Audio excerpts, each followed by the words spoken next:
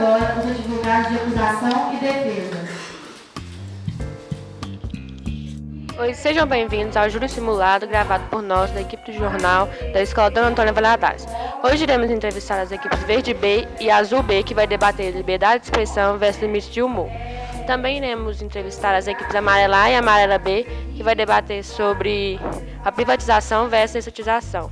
Aproveitem. Também comete ato ilícito o titular de um direito que, ao exercê-lo, excede manifestamente os limites impostos pelo seu fim econômico ou social, pela boa-fé ou pelos bons costumes. A minha vítima, ela sofreu.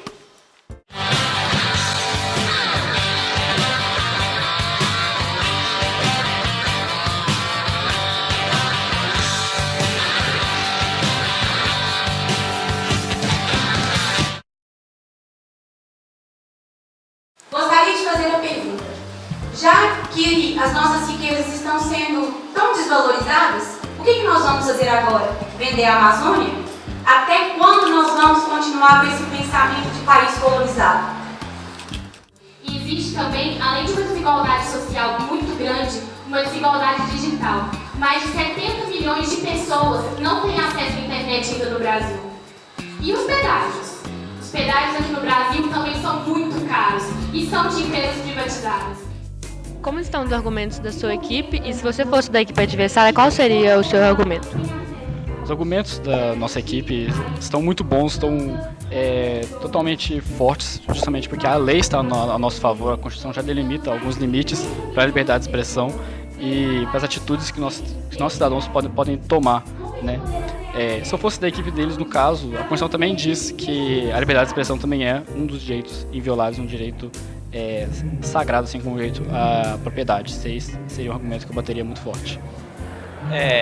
A preparação dos argumentos foi algo muito legal que a gente fez, pois a maioria dos trabalhos que a gente tem aqui nessa escola são muito padronizados com trabalhos escolares, enquanto esse trabalho é um trabalho mais sério, que a gente tem que se dedicar muito mais e com muito mais desenvolvimento e com muito mais investimento também de todos os alunos, tanto de tempo quanto de tudo mais.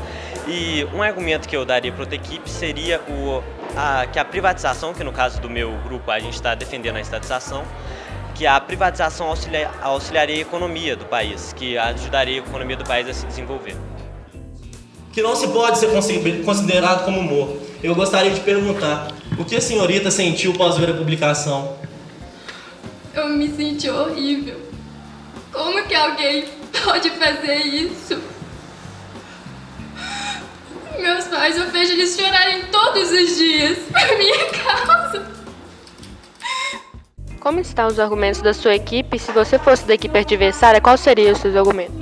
Bom, a gente está pesquisando muito, a nossa equipe está muito bem preparada.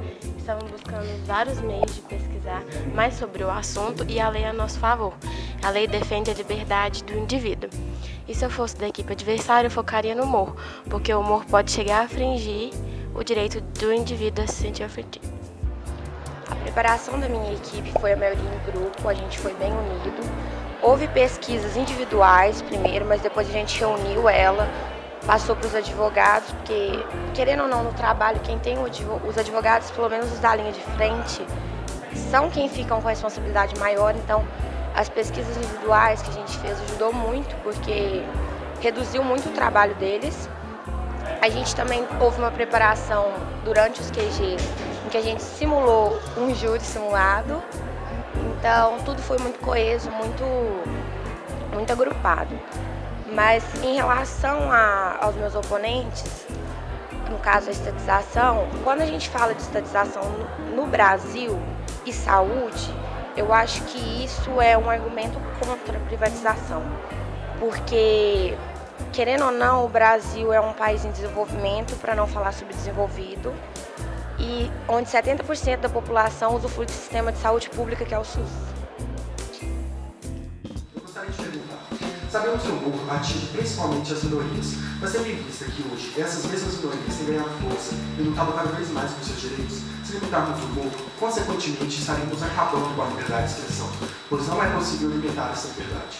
Então, isso seria um regresso para essas minorias, que só podem se expressar da forma que querem graças à liberdade de expressão, principalmente aos LGBT.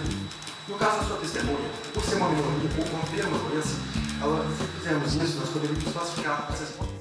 Ou seja, ele não vai precisar mostrar melhor desempenho, pois raramente será reconhecido por isso. A partir disso, eu vou te perguntar o seguinte: se você foi demitido por causa da privatização ou você foi demitido por justa causa, uma vez que você não mostrou competência e foi ineficaz para a empresa após a privatização. E eu também gostaria da comprovação do seu laudo médico de câncer. Obrigado. A minha demissão ocorreu porque a empresa a qual eu trabalhava, que era estatal, ela se tornou privatizada. E com isso, a empresa privatizada decidiu fazer um corte de gastos. Por meio disso, eu fui demitido em meio a esse corte de gastos da empresa. Como foi a preparação para os personagens? Alguma surpresa? E qual a parte mais difícil do personagem? Eu já estava acostumado a esse tipo de projeto, ainda mais pela minha outra escola que eu participei. A preparação consistiu basicamente em uma conversa que eu e o nosso grupo tivemos com o advogado e todo o debate que nós tivemos com ele para saber as leis e os documentos que poderiam ser utilizados. A parte mais difícil foi tentar saber o que os advogados adversários iriam utilizar. Não tínhamos exatamente uma certeza do que eles usariam e nós podíamos achar que eles fariam algo totalmente diferente do que a gente planejava inicialmente. Bom, o meu posto é auxiliar do juiz, então acho que não tem parte mais difícil, é mais tranquilo. Eles passam um texto pra gente, que a gente tem que decorar, ensaiar, e eu acho que não teve parte mais difícil não. E como eu vou trabalhar com o adversário, eu acho que tem que ter competência de ambos os lados, e é isso. Como foi a preparação para fazer o seu personagem? No caso, você é a testemunha. Como foi preparar para isso? Bem, preparar para ser testemunha foi um processo muito gratificante, muito legal, porque eu tive que treinar coisas que eu costumava não fazer. Por exemplo, além da atuação que você tem que ter quando você é uma testemunha, também vão ter que me maquiar, me fantasiar para parecer com a testemunha desejada, para poder fazer o trabalho e fazer o trabalho ficar ainda melhor. E para você é advogada, como foi preparar para esse papel? A questão do advogado eu acho que implica mais por conta da postura, pelo menos para mim isso foi o que eu tive mais que corrigir. A coluna ereta, ter pose mesmo de quem entende do que está falando, mesmo caso você não entenda. Então, a postura, a gente também, eles pedem pra gente inibir expressões sociais, caso a gente não goste. Então, o mais difícil para trabalhar, além dos argumentos, da oratória no caso, é a postura. Isso significa 800 mil suicídios em um ano. Esses números são alarmantes e desnudam uma outra situação correlata que também merece toda a nossa atenção. A depressão, cujos índices também aumentam progressiva e preocupantemente em todos os continentes, que é o caso da nossa vítima que sofre de depressão. Vocês bateram na tecla de que a nossa vítima poderia ser respondido e ofendido a pessoa que ofendeu ela. E quem vai se responsabilizar pelos danos morais e emocionais que ela sofreu? As pessoas não valorizam mais os princípios.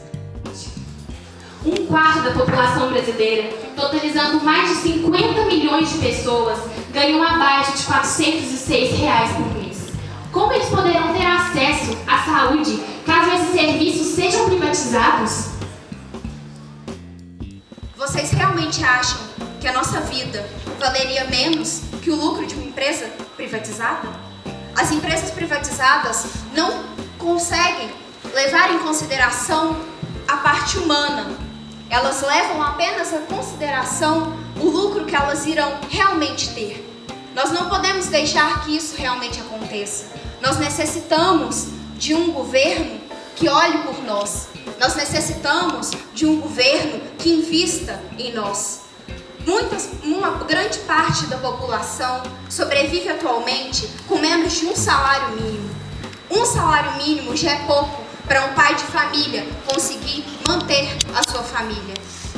Como, com um salário mínimo, nós vamos conseguir pagar escola, alimentação, segurança? Como vamos sustentar, por exemplo, a nossa testemunha, que tem 3 filhos, com um salário mínimo? Ele provavelmente passaria fome. O SUS, Sistema Único de Saúde, cuida de diversas doenças atualmente, sem cobrar dos pacientes.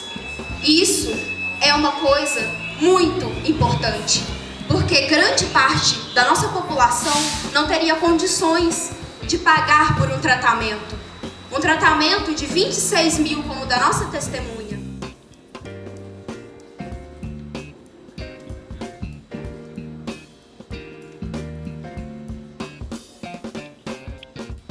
Pela contagem dos votos proferidos pelo Conselho de Sentença, 5 a favor e 0 contra, declaro Verde B vencedora.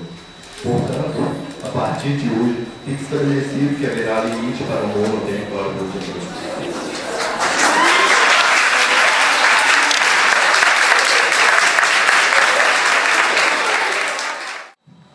Pela contagem dos votos proferidos pelo Conselho de Sentença, 5 a favor e 0 contra, declaro que a equipe amarela A venceu.